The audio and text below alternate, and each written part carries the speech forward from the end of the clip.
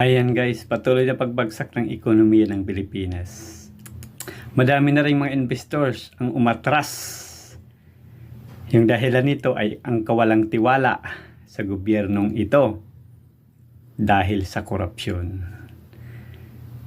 Sa totoo lang, hindi naman kayang talagang solusyonan ng gobyerno ang korupsyon na to kasi sila mismo yung involved, di ba? Grabe.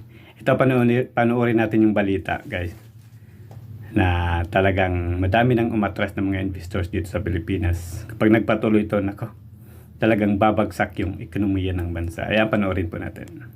Investor ang umatras dahil sa takot at kawalan ng tiwala sa gobyerno. Bunsod ng talamak na korupsyon ayon sa isang dating opisyal ng Bangko Sentral ng Pilipinas. Si Jason Rubrico magbabalita.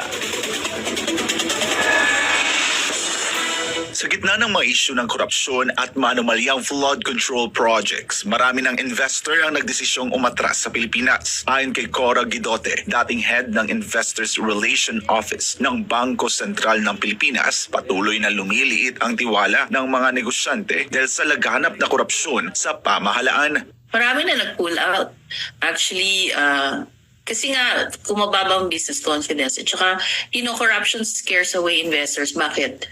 Kasi it increases the cost of business. Siyempre, manghihingi ng lagay yung mga people that they deal with in government. If I'm an investor, asan ang ROI ko? Asan ang return on investment ko?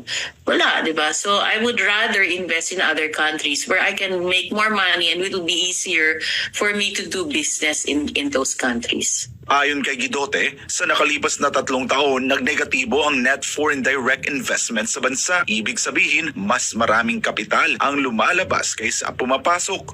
Pag walang masyadong nag-invest, wala rin masyadong trabaho. So pag walang trabaho yung mga tao, there's a higher incidence of poverty. Dagdag pa niya, hindi lang sa mga flood control project at Department of Public Works and Highways umiikot ang issue ng korupsyon, kundi laganap din aniya ito sa iba't ibang ahensya ng gobyerno.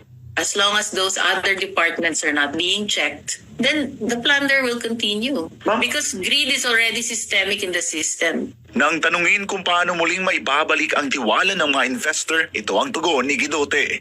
The government has to be accountable. And who has to be accountable? Those that approve the General Appropriations Act. So if they cannot address that, then you need a change in leadership.